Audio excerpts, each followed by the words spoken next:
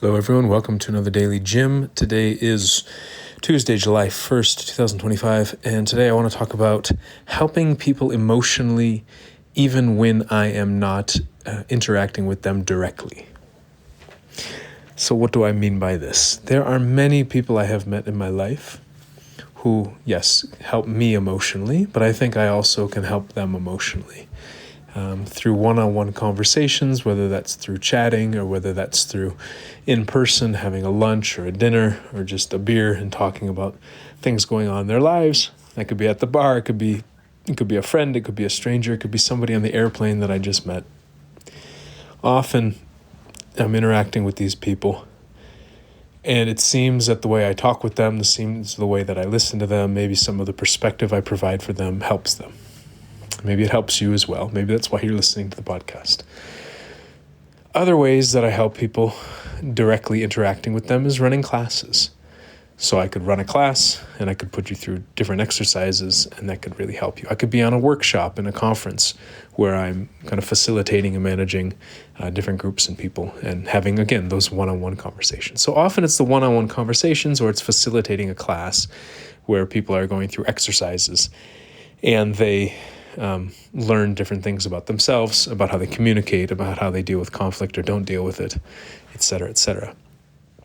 And one of the things I've struggled with over the years is that I meet with people and then I go because there's only so many people I can interact with directly, so many people I can give my attention to in person, but even online.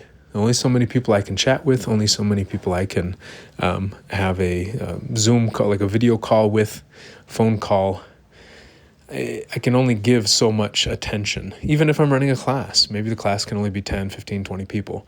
Even if it's 500 people, it's still a limited amount of time. What happens when I'm not there? And you can say there's plenty of other options for people to learn about these things. They could read books, they could have one-on-ones with therapists, they can have one-on-ones with other friends, they can do, yes, and I actually hope that people do.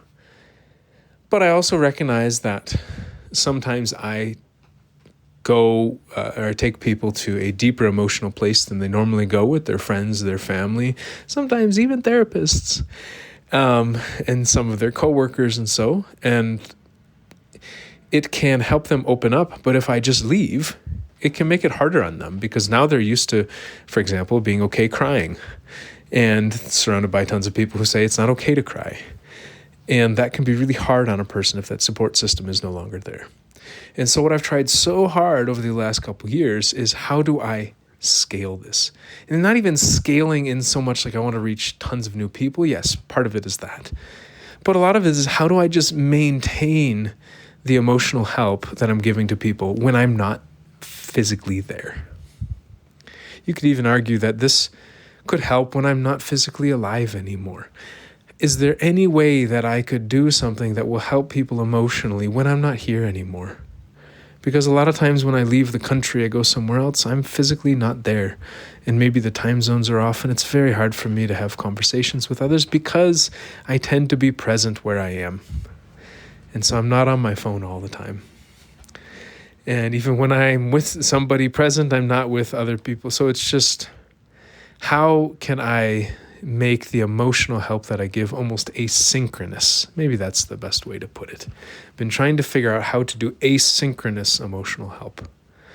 And a lot of the emotional help, a lot of the therapy, whether that's individual or group therapy, is synchronous. It's one-on-one conversations. It's group conversations.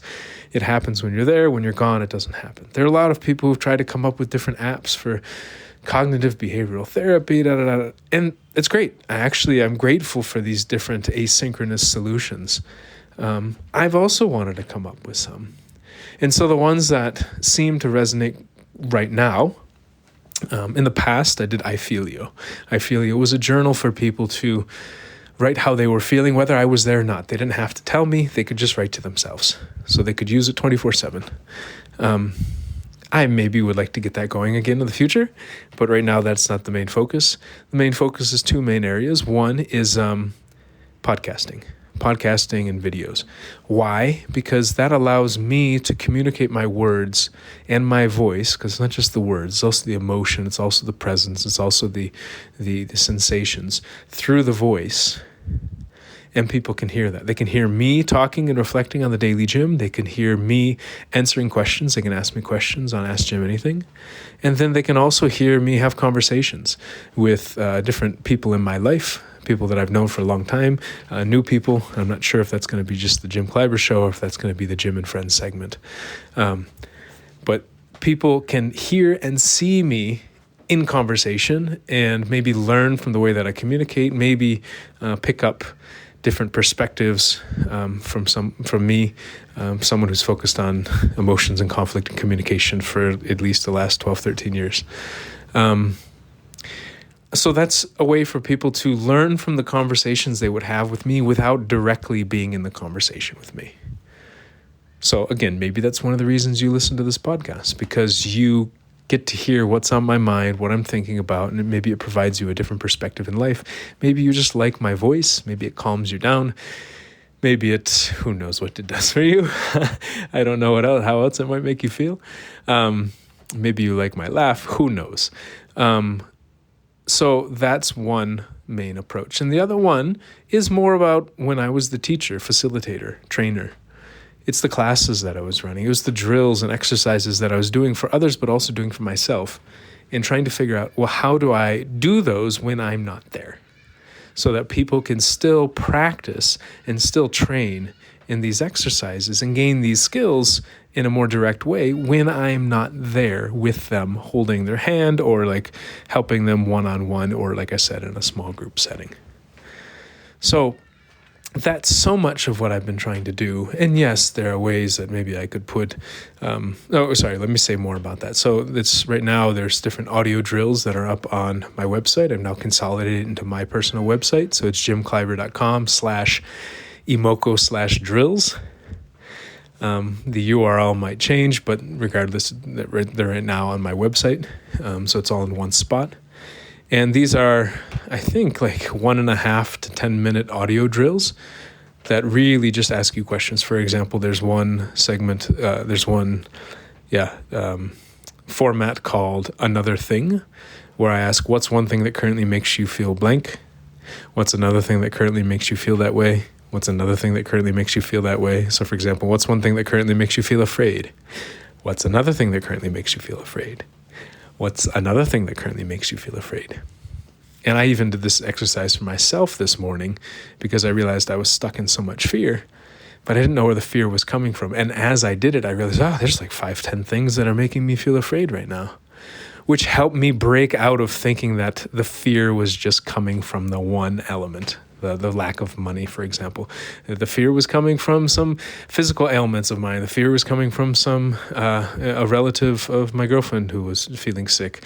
Fear was coming from like multiple things. So that's just one example of these drills and training that I'm trying to make asynchronous as well.